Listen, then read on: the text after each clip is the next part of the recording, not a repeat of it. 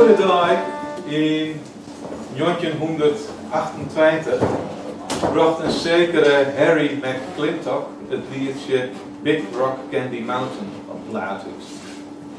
Daarin vertelt een zwerver over een lui lekkerlaan dat er hin zijn aaien lezen, de sigaretten van de bjem groeien en daar van vliesjes en valse hoen niet in lijst hast. Het had een bijzondere, maar eens wel passende kar van de Rie van de Friese Beweging best om kreeg dit liedje hinnen een oerzetwedstrijd in te schreeuwen. De Rie streeft anders naar een nog betere versie van wat ze hier te Uzes al het beste land van die hier nemen.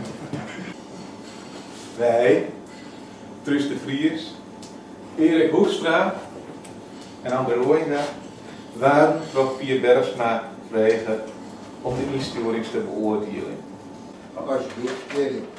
We weten niet wat Zwaan Pasma is. Dirk Dijkstra. Is Dirk het? Ja.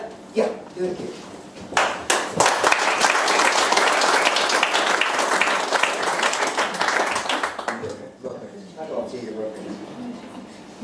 En Luo Westra, die heeft er zelf nog met die kan zitten. Luo,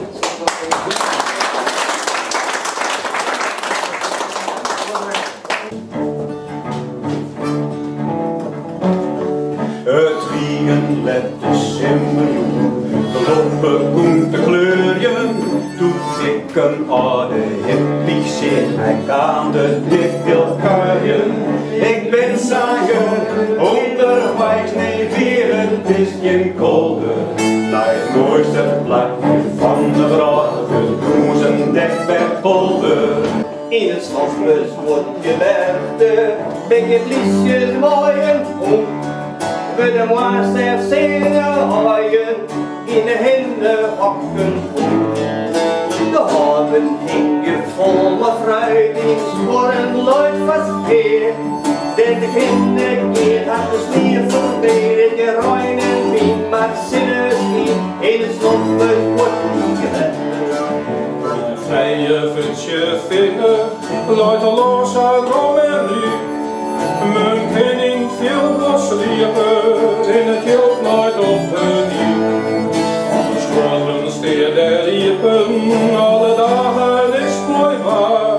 Voor de oile pieketen, bij de puntje been, bij de ranje staat het op slot het gaat, die de vrije vuntje vinden. Net is wel een aardig project.